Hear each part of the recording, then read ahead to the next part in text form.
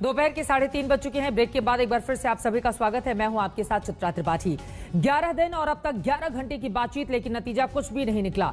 कृषि कानूनों के खिलाफ किसानों का विरोध प्रदर्शन आज भी जारी है। दिल्ली बॉर्डर पर किसान डटे हुए हैं, वो टस से मस होने को तैयार नहीं है। आज भी यहां सुरक्षा के जबरदस्त इंतजाम किए गए हैं। कल सरकार से किसानों की 5 घंटे की बातचीत फेल रही थी। अब किसान 8 दिसंबर को भारत बंद की तैयारियों में जुट गए हैं। इन सबके बीच किसानों के समर्थन में पंजाब हरियाणा के खिलाड़ी भी कूद पड़े हैं।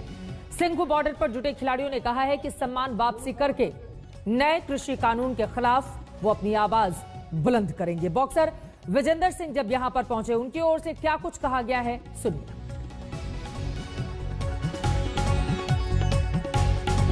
बॉक्सर विजेंदर वहां पर पहुंचकर ऐलान करते हैं कि अगर कृषि कानून को वापस नहीं लिया जाता तो राजीव गांधी खेल रत्न, जो कि सर्वोच्च सम्मान है खिलाड़ियों को देने वाला, उसकी वापसी का ऐलान उनकी ओर से कर दिया गया है। उन्होंने क्या कुछ कहा आपको सुनाएंगे, लेकिन उसके पहले जरा ये तस्वीरें देख लीजिए। दरअसल ये बीते 11 दिनों की तस्वीरें हैं।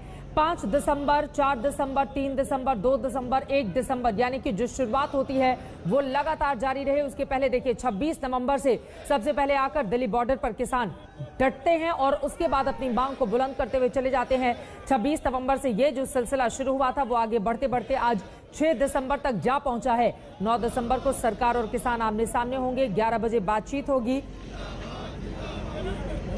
लेकिन उसके पहले 8 दिसंबर को किसानों का भारत बंद का आह्वान, और कई विपक्षी दल ऐसे हैं जो इस बात का समर्थन कर रहे हैं। अब दिल्ली बॉर्डर से जुड़े हुए जितने भी बॉर्डर जहां पर किसानों का इस वक्त चल रहा है ये आंदोलन, वहां से हमारे संवाददाता जुड़े हुए हैं जो पल पल की जानकारी सीधे ग्राउंड जीरो से आप तक पहुंचा रहे हैं। आज का कैसा रहा है अब तक का वहां पर दिन, इसका जायजा लिया है हमारे संवाददाताओं ने। देखिए,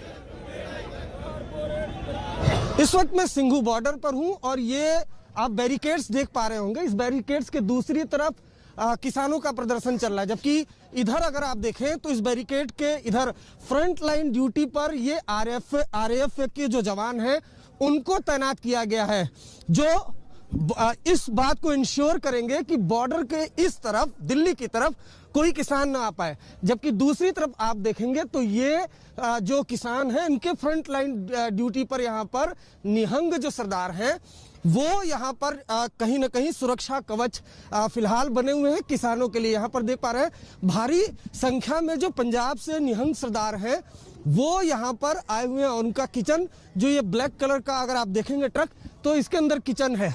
भारी तादाद में घोड़ों के साथ, और जो इनके तमाम कृपाण होते हैं, तलवार होते हैं, उनके साथ ये फ्रंट लाइन ड्यूटी पर आप देख पा रहे हैं जो ये घोड़े हैं, इन घोड़ों के जरिए जो ये निहंग सरदार ये यहाँ पर आए हैं। बाकायदा आप देख पा रहे हैं करतब भी जो निहंग सरदार है वो यहाँ पर दिखा रहा है। तो ये है बॉर्डर के फिलहाल हालात। ये आईटीबीपी, ये सीआरपीएफ, ये बड़े बड़े बैरिकेड्स, ये किसी देश की सीमा नहीं है, ये दिल्ली की सीमा है। सिंघू बॉर्डर, वही सिंघू बॉर्डर जो पिछले 10 दिनों से किसानों के धरने का केंद्र बना हुआ है। एक तरफ जवान है और दूसरी तरफ किसान है, बीच में वो सरकार है जिसे निकालना समाधान है। जो किसान धान उगाता है वो समाधान भी उगा सकता है, और इसीलिए वो दिल्ली की दहलीज पर पहुंचा है ये मांग करने के लिए कि उस कानून को वापस लिया जाए जिससे किसानों को लगता है कि उनका हित नहीं होगा। यहाँ पर जवानों की शिफ्ट में बदली हो रही है, दूसरे आएंगे, पहरा देंगे, क्योंकि सरकारी आदेश है इन्हें दिल्ली में अभी फिलहाल नहीं घुसने देना है। और यहाँ जो आप देख रहे हैं ये बड़े बड़े ट्रैक्टर, ये वो किसान हैं जिनकी सुबह आज 11वीं सुबह है। 10 दिन का धरना और आज 11वीं सुबह जब ये किसान अपनी रोजमर्रा की जिंदगी ही जी रहे हैं। कितना मुश्किल है अपना घर बार छोड़ के इस कड़ाके की ठंड में यहाँ आकर के रहना। आगे टेंट दिखाई दे रहा है, ये तमाम सारे लोग हैं। 5 राउंड की बैठक सरकार के साथ बेनतीजा रही, और कल सबसे बड़ी तस्वीर जब किसान सांकेतिक रूप से पोस्टर लेकर के या तो हाँ या तो ना, या तो कानून वापस लीजिए, दूसरा कोई रास्ता नहीं है। सरकार कह रही है कि बदलाव कर सकते हैं, संकेत दे रहे हैं, लेकिन किसानों की मांग है कि ये कानून वापस हुए बिना और कोई दूसरा चारा नहीं है।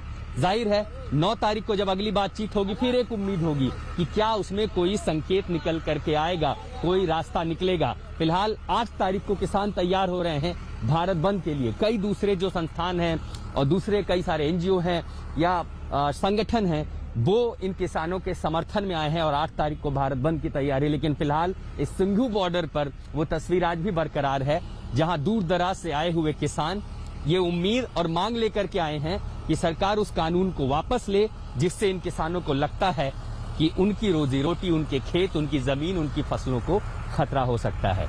सिंघू बॉर्डर पर मैं आशुतोष मिश्रा, आज तक। तो लगातार किसानों की तादाद जो दिल्ली बॉर्डर है वहां पर बढ़ता हुआ, किसानों का जत्था वहां पर बढ़ता हुआ चला जा रहा है। सीधे दिल्ली गाजीपुर का रुख कर लेते हैं। इस बॉर्डर से राम किंकर हमारे हैं इस वक्त हमारे साथ जुड़ रहे हैं। उनके साथ बहुत सारे किसान नेता भी मौजूद हैं। इनसे बातचीत कीजिए और जानने की कोशिश कीजिए। बीच का रास्ता निकालने के लिए सरकार की ओर से कोशिशें की जा रही हैं। इन लोगों को भी आगे बढ़ना होगा, तभी कोई हल निकल पाएगा। लेकिन क्या बिल्कुल तीनों कानून रद्द किया जाए, इससे कम पर कुछ भी मंजूर नहीं है, तो बात बनेगी कैसे? ये सीधा सा सवाल पूछे इनसे, राम किंकर।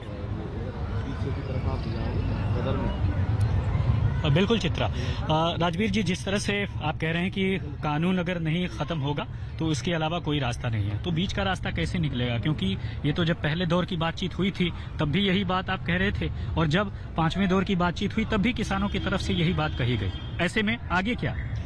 इसमें सबसे पॉजिटिव बात एक ये है कि बातों का सिलसिला चल रहा है, दौर चल रहे हैं, अभी बात ब्रेक नहीं हुई है, थमी नहीं है। ये एक इसमें आशा की किरण है और आगे रास्ता निकलेगा। बस सरकार अपनी हट छोड़े, इन कानूनों को वापस ले और आगे बैठ करके किसानों से बात करे और इनसे भी बेहतर कानून बना करके लाए, जिससे किसान का भी भला हो, देश का भी भला हो। ये मैं कहना चाहता हूँ।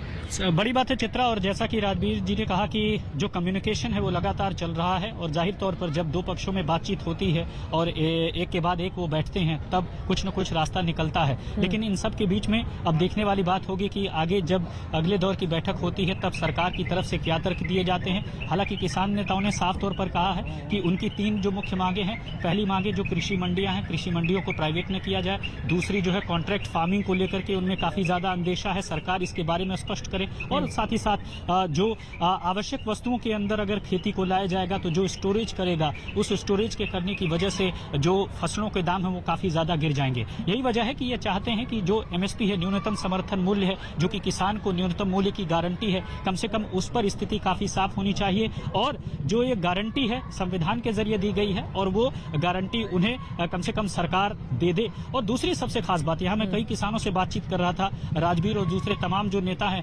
उन्होंने ये कहा, मैंने कहा तो आंदोलन बढ़ रहा है, 11 दिन के बाद लगता है और आगे ज्यादा बढ़ेगा, आपको क्या लगता है? उन्होंने कहा देखिए, पूरे साल हम कोई उत्सव नहीं मनाते हैं, हमारा उत्सव है ये आंदोलन करना, हमारा उत्सव है अपनी मांगों को सरकार के सामने रखना। तो ये हम हमारे लिए तो एक मेले जैसी बात है, तो हम डटे रहेंगे और तब तक डटे रहेंगे जब तक हमारी बातें नहीं मानी जाती। मैं फौरन आपके पास लौटूंगी। तमाम किसान नेता और भी आपके साथ मौजूद है, आप उनसे बातचीत कीजिएगा, लेकिन उसके पहले हम यहाँ पर जानकारी दे दें। केंद्र सरकार भरोसा दे रही है कि किसानों के हितों के साथ कोई समझौता नहीं होगा, लेकिन किसान कानून रद्द करने की मांग पर लगातार अड़े हुए हैं।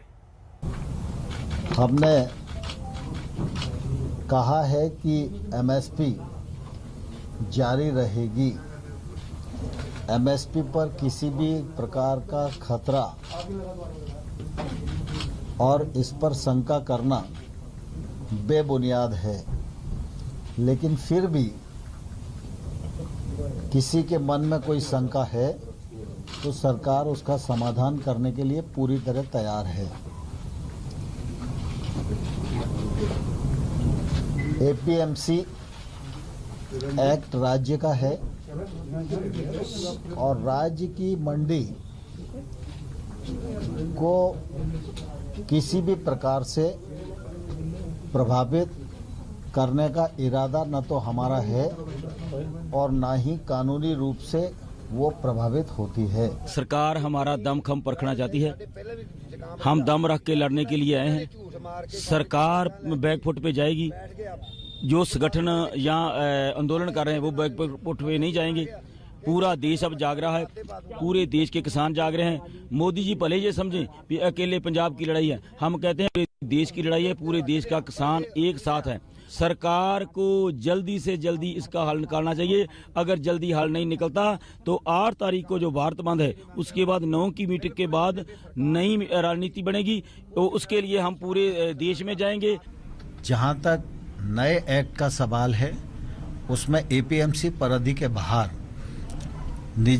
प्राइवेट मंडियों का प्रावधान है, तो प्राइवेट मंडियां आएंगी, लेकिन प्राइवेट मंडी और जो एपीएमसी एक्ट के अंतर्गत बनी हुई मंडियां हैं उन दोनों में कर की समानता हो, और ये इस पर भी हम लोग विचार करेंगे। और साथ ही यह भी बात आई कि जब मंडी परिधि के बाहर ट्रेड होगा तो वो सिर्फ पैन कार्ड से ही होगा। तो पैन कार्ड तो आजकल किसी को भी मिल जाता है, तो ट्रेडर का रजिस्ट्रेशन होना चाहिए। तो ट्रेडर का रजिस्ट्रेशन हो, यह भी हम लोग निश्चित रूप से सुनिश्चित करेंगे। हमारा डिमांड में हम फर्म है इसके लिए कि सरकार को इन 3 कानूनों को रद्द करना होगा। दूसरा, सरकार को मिनिमम सपोर्ट प्राइस और प्रोक्योरमेंट की लीगल गारंटी करनी होगी। रद्द कराने के लिए हमारा ये है कि गवर्नमेंट जो है इमीडिएटली स्पेशल पार्लियामेंट सेशन बुलाने को ऐलान करे और पार्लियामेंट सेशन बुला के ही ये इनको रद्द करे, और रद्द करने के बाद ही किसानों के आंदोलन जो है उसको वापस लिया जा सकता है। एक बात और चलाई जा रही है कि नए कानून के वजह से छोटे किसान की जो जमीन है उसको बड़े लोग हथिया लेंगे। वैसे तो एक्ट के जो प्रावधान हैं उसमें किसान को पूरी तरह सुरक्षा प्रदान की गई है। कहीं से लेकर कहीं तक कोई भी किसान की जमीन की लिखा पढ़ी नहीं कर सकता है। इस बात का प्रावधान एक्ट में ही है, लेकिन फिर भी लोगों की शंका है, तो शंका का निवारण करने के लिए सरकार तैयार है।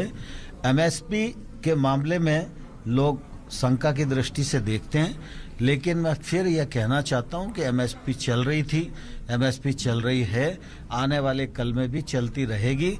इसकी आश्वस्ति भी हम किसान भाइयों को दिलाएंगे।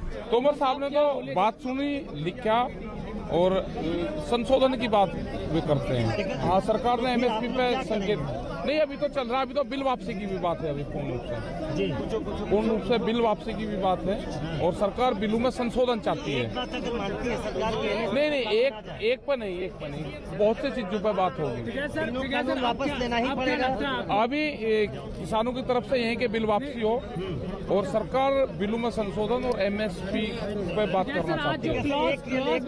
कि आज की बैठक के बाद आपको लगता है कि कुछ बात आगे बढ़ी है या हाँ, नहीं बढ़ी, कुछ बात आगे बढ़ी नहीं। आंदोलन वापसी का कहाँ सवाल आ गया, आंदोलन तो बढ़ेगा। इन सब के बीच केंद्रीय कृषि राज्य मंत्री कैलाश चौधरी ने आंदोलन के पीछे सियासी साजिश का एंगल उछाला है। उनका कहना है कि कांग्रेस शासित राज्य किसानों को भड़का रहे हैं। उधर शरद पवार बोल रहे हैं कि आंदोलन में पूरा देश शामिल होने वाला है। किसान के हित का इतना बिल है, लेकिन इसके बावजूद इसके अंदर कांग्रेस की सरकार और जो विपक्ष है वो इनको भड़काने का काम कर रहे हैं। और आज देश के किसान हैं वो नरेंद्र मोदी जी की इन योजनाओं के ऊपर सहमत है, लेकिन कुछ राजनीतिक लोग इसके अंदर आग में घी झोंकने का काम कर रहे हैं। अन्न पुरवठ्याचं बघितलं सगळ्यात जास्त योगदान त्याच्यामध्ये पंजाब आणि हरियाणाचं शेतकऱ्याचे आहे। विशेषतः गहू आणि तांदूळ याच्या उत्पादनाच्या देशाची तर गरज त्यांनी भागवली, पण जगातल्या 17-18 देशाला धान्य पुरवठ्याचं काम हा देश करतो। त्याच्यात पंजाब आणि हरियाणा याचा वाटा फार मोठा आहे। जेव्हा पंजाब आणि हरियाणाचा शेतकरी रस्त्यात दिसतो हा गांभीर्याने दखल घ्यायला पाहिजे। त्याची दुर्दैवाने घेतली दिसत नाही। मला स्वतःला असं वाटतं की असंच जर राहिलं तर ते फक्त दिल्लीपुरतं सीमित राहणार नाही। देशाच्या कानाकोपऱ्यातले लोक त्या शेतकऱ्यांच्या पाठीशी उभे राहतील आणि प्रश्नाची सोडवणूक आपल्या पद्धतीने करून घेतील। अजूनही शहाणपणाची भूमिका घ्यावी अशी माझी अपेक्षा। आरोप प्रत्यारोप भी जोरों पर है। इस पूरे मामले पर सियासत भी अपनी जगह, लेकिन अड़े हुए हैं किसान। ऐसे में कैसे बीच का रास्ता निकलेगा, ये अपने आप में बड़ा सवाल है। इस बड़ी खबर पर आज तक की नजर लगातार बनी हुई है। बहुत छोटे से ब्रेक के बाद हम फौरन लौट रहे हैं, आप देखते रहिए आज। नमस्कार, मैं हूं अंजना ओम कश्यप। हमें उम्मीद है ये वीडियो आपको पसंद आया होगा। लेटेस्ट खबरों के लिए यूं ही देखते रहिए आज तक, और इस वीडियो के पसंद आने पर लाइक, शेयर एंड सब्सक्राइब करना ना भूलें।